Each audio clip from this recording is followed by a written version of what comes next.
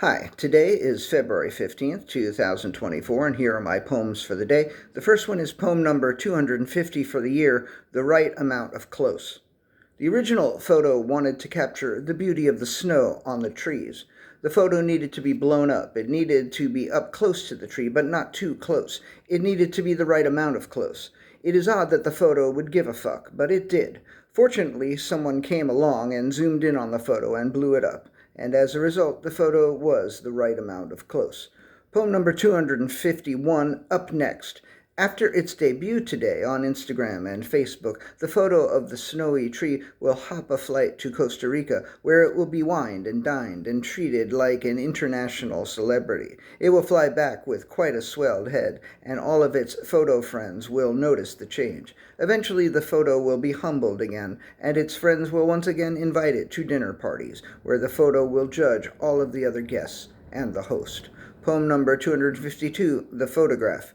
The photograph often wishes it was a painting, especially after it reads, for maybe the 17th time, Walter Benjamin's The Work of Art in the Age of Mechanical Reproduction. The photo doesn't like thinking of itself as having been mechanically reproduced. There is a soda in the refrigerator that is artisanal crafted, but the photo thinks that's bullshit. The photo believes the soda was still mechanically reproduced no matter how high and mighty the soda might behave. The photo doesn't like the idea of having been taken, and the photo doesn't want to have been crafted.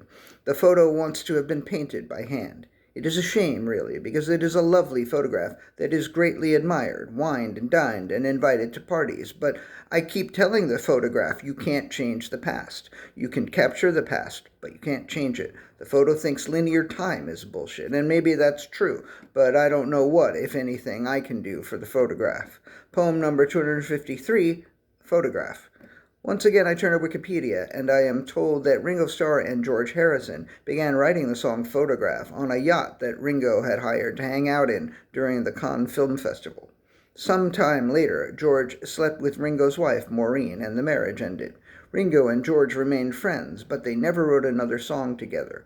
I always thought Photograph was a phenomenal record, but that is a hell of a thing, isn't it? To have a huge hit that you wrote with the guy who broke up your marriage, and whenever you're on stage you feel like you have to perform it. I reckon Ringo's over it by now. It's not like all he has is a photograph, but still. And the last poem of the day, poem number 254, Momentary Regret. The day before yesterday, after taking some pictures as the snow was falling, I zoomed in and cropped one of the pictures and found it dazzling. I started sketching out the next day's poems, as I do, and I called number 245 Dazzling. Then yesterday morning, I forgot about the dazzling photo, and I posted my poems with a much less dazzling photo.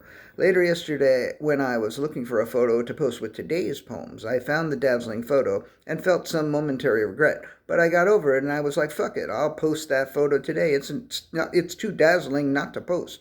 And I'm glad I did, because it gave me not just one, but 5 poems today. All right, that's it. Thank you. I appreciate you.